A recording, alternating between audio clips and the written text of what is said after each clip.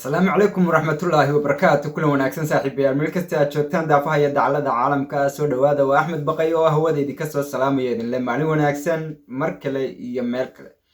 halkaad naga daawanaysaan waa barta youtube-ka aan ku leenahay axmed baqaye. maanta waxaanu halkan idinku soo gudbin doonaa wararkii ugu waaweynaa ee dalka jarmalka iyo weliba xaaladihii la diiwaangeliyey. sidoo kale waxaanu eegi doonaa xaaladaha iyo weliba dhacdooyinkii kala duwanaa ee ka dhacay gobolada iyo degmooyinka dalka jarmalka iyo weliba wadamada dariska ah. sidoo kale barnaamijkeena maanta sidii caadadu ahayd waxaanu kusoo qaadan doonaa su-aalihii aadna soo weydiiseen oo aan isku dayi doona inaanu idinka soo jawaabno. qodobada wararkeena maanta aynu kusoo qaadan doono hadduu eebaha awoodda la yidhaahdo waxaa ka mid noqon doona dalka faransiiska applicationka ay dadku isticmaalaan sida ka jarmalka ee dhowaan lasoo saari doono magaciisa iyo qaabka loo isticmaali karo. sidoo kale waxaanu ku eegi doonaa safiirka dalka maraykanka oo iscasilay ama xilkii iska casilay. sidoo kale waxaan eegi doonaa nin 25 jir ah oo ilmo yar ku kubsaday gobolka baden-württemberg magaalada goortay ahayd waqtiga iyo dhacdadaasi ayaynu eegi doonaa. sidoo kale arrimaha aynu warkeena kusoo qaadan doona waxaa kamid noqon doona 300 euro iyo kulankii maanta ee madaxda iyo Angela Merkel iyo madaxda xisbiyada ay ku kulmeen oo ilaa hadda la isku mari laayahay iyo go'aanada la soo saari doono warbaahintu waxay ka tiri iyo weliba arrintaasi waxyaabaha quseeya ayaynu barnaamijkeena maanta ku falanqeyn doonaa. sidoo kale waxaanu eegi doonaa arrimaha safarada Yurub iyo xuduudaha oo uu ka hadlay wasiirka arrimaha dibadda iyo go'aamo cusub oo la soo saari doono arrimahaasi quseeya ayaynu barnaamijkeena maanta ku eegi doonaa. sidoo kale barnaamijkeena waxaa qayb ka noqon doona muran ka taagan dhanka social mediaha facebooka iyo weliba twitterka oo u dhexeeya social mediaha iyo madaxweynaha maraykanka Donald Trump. qodobadaasi ayaynu barnaamijkeena kusoo qaadan doonaa. sidoo kale waxaanu eegi doonaa jawaabaha su-aalaha aadna soo weydiiseen warkeennii maalintii shalay oo aanu barnaamijkeena ku falanqeyn doono. mar kale halkaad naga daawanaysaan waa barta youtube-ka ee axmed baqaye. fadlan haddii aad nagu cusub tahay nagu soo biir oo ka mid noqo saaxiibada nagu xiran. haddii aad hore nooga mid ahayna mar kale soo dhawow. waa tahay kulan wanaagsan mar kale. qodobada wararkaan hore idinku sheegnay ayaanu idin falanqeyn doonaa, islamarkaasina xogahaanu idiin soo gudbinay aanu midhmidh idinku dulmari doonaa.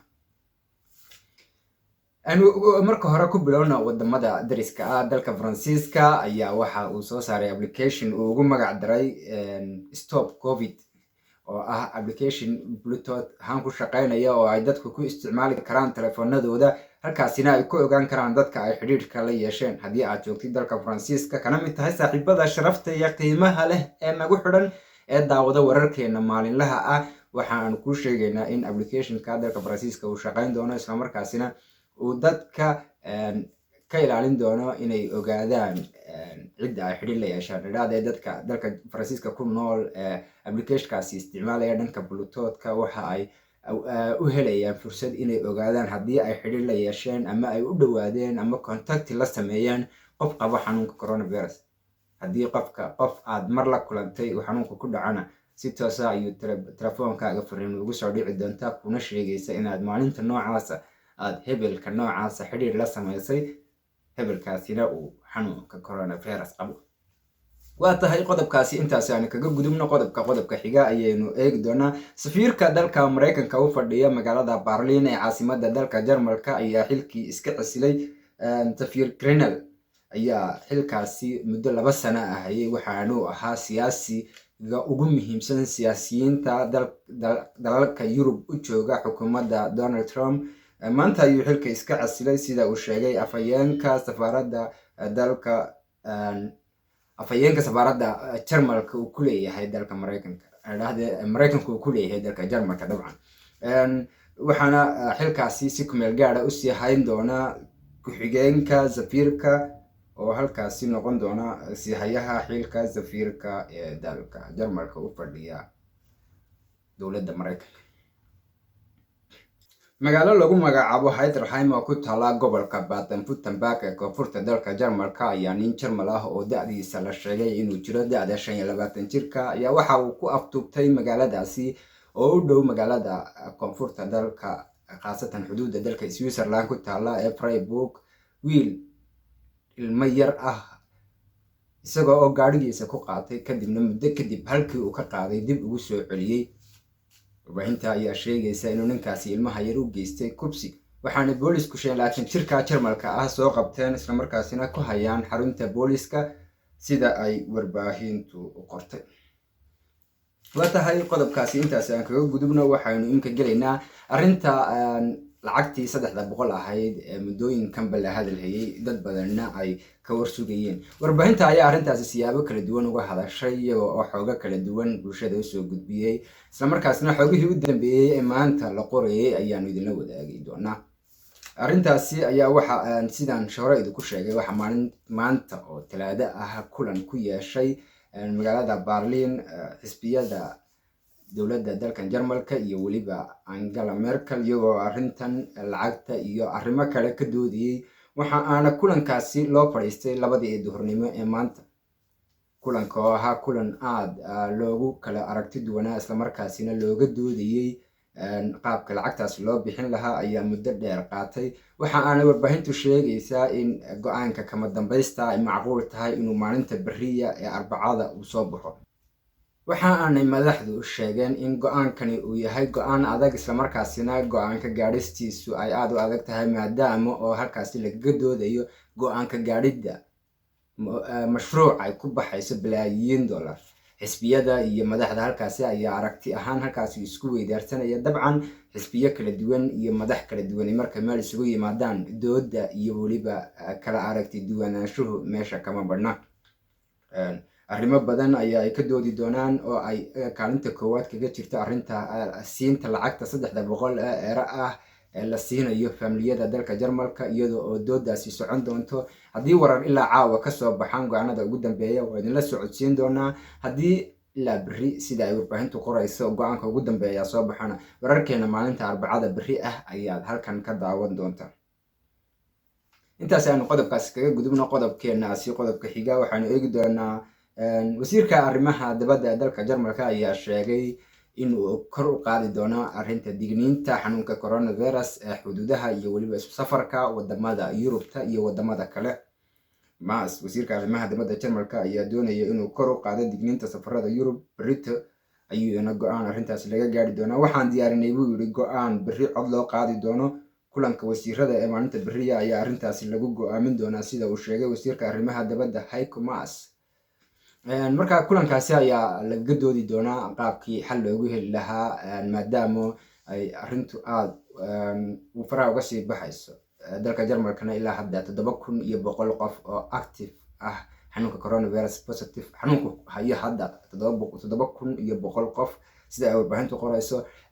arrintina ay aad dib ugu soo noqonayso. waxa kale uu u sheegay wasiirka arrimaha dibadda dadka Jarmalka ah ee safarada dalxiiska iyo waliba arrimaha ay xilliga xagaaga ay safarada ugu baxayaan wadamada kale ee Yurub tahay inay aad uga taxadiraan dhoofida iyo aadida wadamada kale iyo waliba wadanka ay tagayaan si taxadar leh ay u doortaan iyagoo oo qiimeynaya xaaladiisa corona, halista ay xanuunka ku qaadi karaan iyo waliba wadankaasi qaabka uu xanuunka dadka kale uga ilaalin karo. arrintaasi maalinta beriya ayaynu falanqayn doonaa isla markaasina warkeena maalinta beriya ku qaadan doonaa kuna qaada dhigi doonaa kuna eegi doonaa sida xaal ku dambeeyo. shaqaalaha Facebook ayaa eedeyn u soo jeediyey Mark Zuckerberg, mulkiilaha shirkadda Facebook. arrintan ayaa waxay imanaysaa kadib markii Donald Trump madaxweynaha dalka Mareykanka uu soo ansixiyey ama meel mariyay sharci la yiraahdo fake news oo laga hadlayo lagu kantaroolayo wararka beenta ah ee dadku ay isku dhaafsadaan ama isku weydaarsadaan baraha bulshada. sidoo kale waxaa muddooyinkii u dambeeyay soo baxayay muran u dhexeeya madaxweynaha Mareykanka iyo shirkadda Twitter oo laftooda isku khilaafsanaa qaabka loo xalinayo wararka been abuurka ah ee lagu baahiyo baraha bulshada ama social mediaha. marka kolley muran badan ayaa jira. arrintaasina waan daba geli doonaa. wixii xog ka soo baxana waynu idinla socodsiin doonaa sida ugu dhaqsaha badan insha Allah.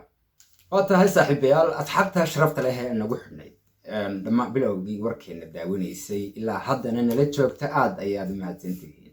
waxaynu iminka eegi doonaa su-aalihii aad nagu soo weydiiseen warkeenii maalintii shalay oo aad su-aalo badan oo kala duwan aad nagu soo weydiiseen. waxaanu eegi doonaa su-aalahaasi si guud iyo si gaar annaga oo su-aal kasta isku digi doona inaanu uga jawaabno sida ugu macquulsan. qof kastoo su-aal noo soo qoray aad ayaanu ugu mahad celin doonaa. waxaananu agteeda ka leeyahay kana mudan yahay loof aba jacayl aad u gudbino. insha allah su-aalaha ayaan marmar u eegi doonaa. kadib markaa su-aalaha dhammaynana waxaan si guud uga hadlaynaa qaabka su-aalaha aad noogu soo dirtaan iyo weliba qaabka ugu macquulsan ee aad noogu soo diri kartaan. su-aasha koowaad waxay odhanaysaa 300 ma kindergarten mise waa lacag kaloo ka duwan. lacagtan waxaa lahahdaa kinder bonus ama hadiyad caruureed bay af soomaaliya ku noqon kartaa. oo lacag loogu talagalay in hadiyad ahaan loo siiyo ilmo kasta oo dalka Jarmalka ku nool. su-aalaha hore ay soo weydiisinayeen ayaa waxay ahayd 18 jir wixii ka yarbaa mise waa caruurta yaryar. ilaa hadda da-doodu ma cadda, laakiin ilmo marka la leeyahay yugalnish maaha, waa ilmo. ilmuhuna wuxuu noqonayaa ilmo caruur. qofka hadduu 17 jir 18 jir 16 jir yahay caruurnimo xoogaa uu ka weynaaday oo markaa xoogaa ilmo maaha. laakiin maga ilaa hadda ma cadda. go-aankan iminka loo fadhiyo ayaa lagu kala caddayn doonaa dadka la siin doona lacagta iyo dadka aan la siin doonin, da-da ay yihiin iyo weliba qaabka ay lacagtu noqon doonto. su-aasha labaad ayaa isla mawduucaasi qusaysa. lacagta ma bil keli ah baa mise waa lacag taxana noqon doonta?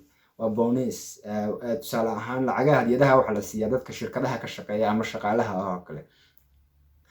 markaa sanad shaqeey sidoo kale waxaa lacag hadiyada in lagu siiyo ama lacaga dheeraada oo mushaharkaaga dheer. marka lacag hadiyada lagu sheegay maaha lacag joogto ah, waa lacag hal mar ah. lacagta hal markana waa hal mar. su-aasha saddexaad, ma caruurta dhanbaa 300 mise waa kuwa iskuulka dhigta? isla su-aasheenii hore uunbay sii raacaysaa. caruurta mise kuwa iskuulka dhigta? waxay ka wadaa ma caruurta iskuulka dhigta qura la siinaya mise caruurta oo dhan? waxaa la siinayaa ilmo kasta buu ahaa. iskuul lagama hadlin, iskuulaan lagama hadlin, kindergarten lagama hadlin, wax kale lagama hadlin.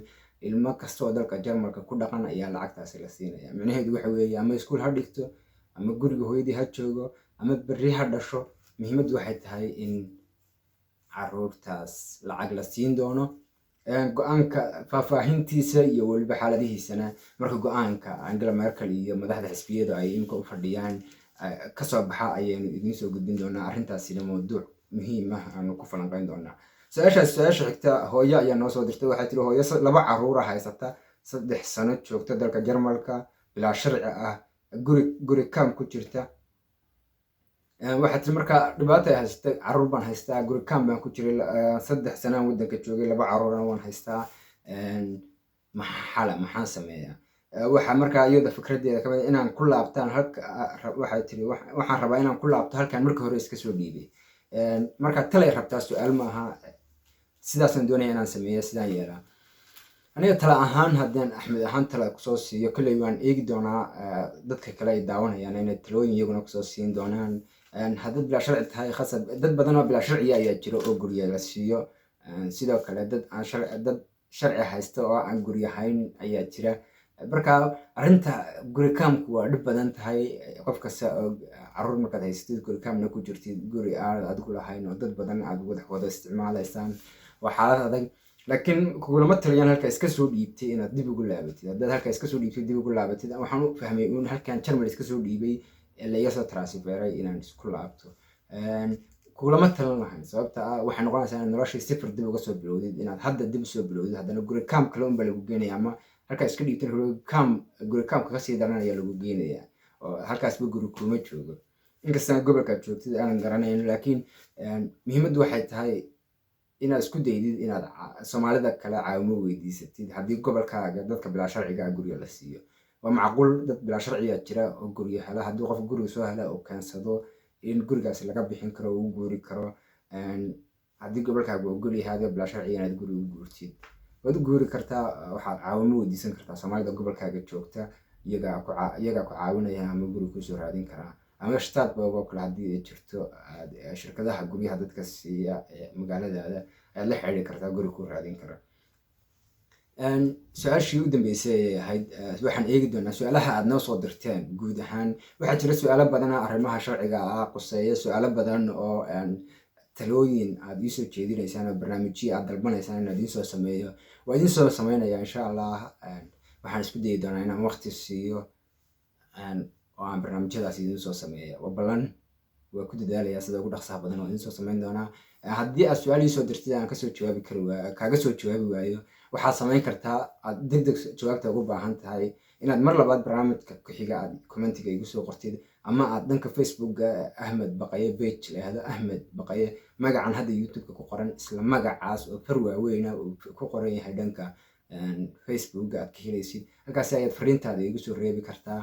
halkaas ayaan si toos ah uga wada xiriiri karnaa, oo qof kastoo fariin halkaa igu soo dira isla markiiba haddaan waqti u hayo waan u jawaabaa. oo halkaas ayaan su-aasha uu soo weydiiyey haddii aan fahmin uga jawaaba, haddii kalena waxaan uga baahanahay isaga aan weydiiyaa, kadibna aan jawaabta su-aashiisa siiyaa. inta badan dad badan ayaa ila soo xiriira, waa idila joogaa, waqtiga nagama tegin, maalmo badan ayaan haysanaa waqti badan ku wada qaadano. halkaad iga daawanaysaan mar kale waa Axmed Baqaye. fadlan alarmiga furo, like saar, commenti, subscribe sababta marka subscribe tirada alarmiga fulatid war kasta markuu soo galayo si toos ah gurigaaga kugu imanaya adigoo jooga. halkaad iga daawanaysaan mar kale waa barta youtube-ka Axmed Baqaye. haddii aad nagu cusub tihiin sidaan idiin sheegay sameeya, sii gudbiya muuqaalka oo sii gaarsiiya saaxiibadiin, ka mid noqo dadka horumarka gaarsiiya youtube-ka channelkeena. sidoo kalena bulshada dalka Jarmalka aan isu keenno, aan ka dhigno bulsho midaysan, hal mabda iyo hal fikir wada aaminsan, hal shay ay wada jecel yihiin aan wada abuurno insha allah. marka korona dhamaadana gobol kasta joogtaan waa idinku iman doonaa, safar baan wada qaadan doonaa, waqti badan wada qaadan doonaa.